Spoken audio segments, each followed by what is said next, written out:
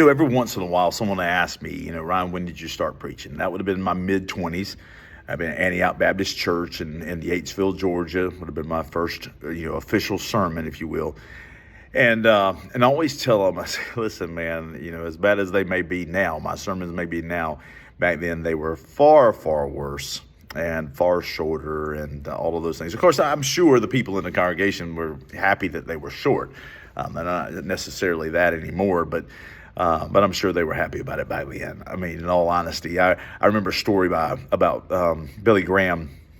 He was in school, he was in Bible college, and man, had an opportunity. And a lot of times, the local churches would get these young preacher boys to come in and preach sermons. Well, Billy Graham was in, a particular service.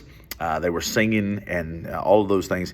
And lo and behold, the preacher just says, "Hey, Brother Billy Graham's going to come to the podium today and preach for us." And think about that now. There wasn't any, they were supposed to, they certainly were supposed to walk around with a sermon ready and those kind of things. But he said he got up and I can't remember the exact number of sermons or anything. He's just kind of cutting up, and he said, "Look, I preached 3 sermons and a funeral in 5 minutes."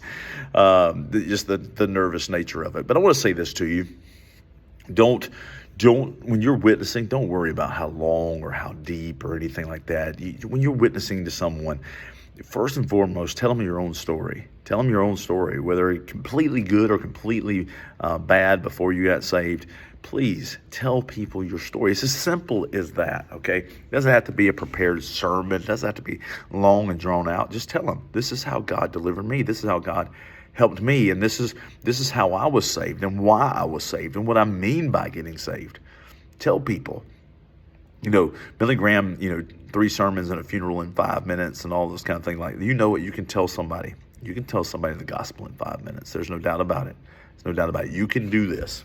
So I'm just asking that you witness and you tell them your story. You don't have to know all the answers. You can even tell them, listen, I don't know all the answers to the Bible, but I do know what Jesus has done for me. And I'm learning a lot of answers to the Bible. You don't want to stay stagnant for sure.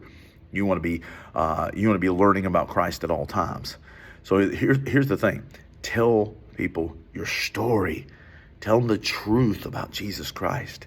Be excited about that truth in Jesus Christ. Be excited about your opportunity to tell others about Jesus. So there you go, folks. Look, don't try to complicate things. Don't try to prepare long and drawn out things unless you're called to do that, or you feel like you need to go deeper with somebody about the faith.